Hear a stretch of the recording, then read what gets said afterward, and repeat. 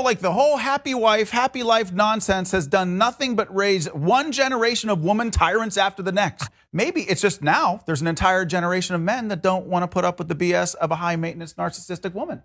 I also think that modern-day feminism has driven a wedge between men and women. The idea that a woman doesn't need a man to be successful, the idea that a woman can live a happy and fulfilling life without a man, I think it's all nonsense. I've already have one failed marriage, and you know, I've been there, I've done that, but I look at women on Instagram when I stumble across their pages, and the number one thing that turns me off the most is all the duck-billed selfies. Yeah. The narcissistic duck-billed selfies. From an evolutionary standpoint, it used to be, you know, women were attracted to your strength because you could defend them from dinosaurs. Yeah. If you'd like more information about that, you can consult the documentary called The Flintstones, actually. So that is SEAN PARNELL. Now, anybody saying that sort of stuff would be funny and disgusting, but he's actually a Trump-endorsed US Senate candidate for Pennsylvania. Some of those quotes, by the way, we've read for you before, but I didn't know that video is actually available. So now this is the video. But bear in mind, while some of the stuff he said in there we'll joke about or whatever, this is also the guy whose estranged wife says that he committed multiple forms of abuse, including strangling her, hitting one of their children so hard he left a fingerprint-shaped welt on the child's back, called her a piece of S, and once told her that she should go get an abortion. No. So that part is less fun. Pro-life? Than the nonsense.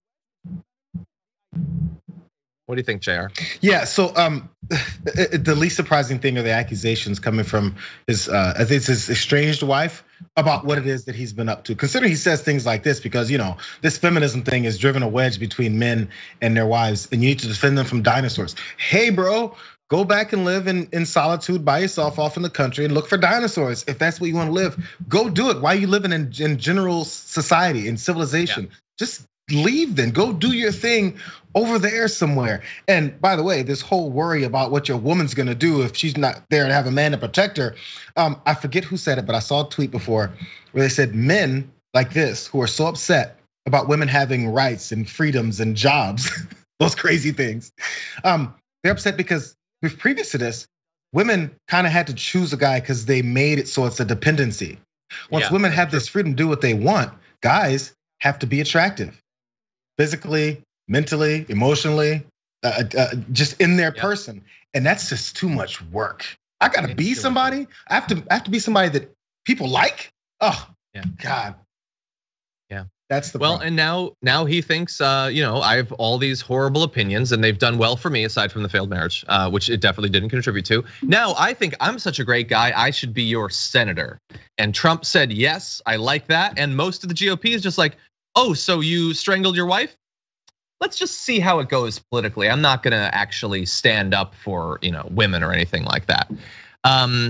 Smallest thing there, the least offensive thing he said there was that he stumbles across these women on Instagram.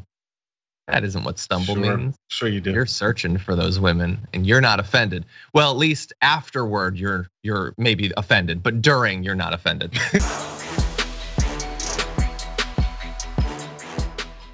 For more political news breakdowns, interviews, stories of activism, and me trying my hardest to care about the occasional big celebrity news story, subscribe to our YouTube channel at youtube.com/thedamagereport. And you can ring the bell wherever it is so you don't miss anything.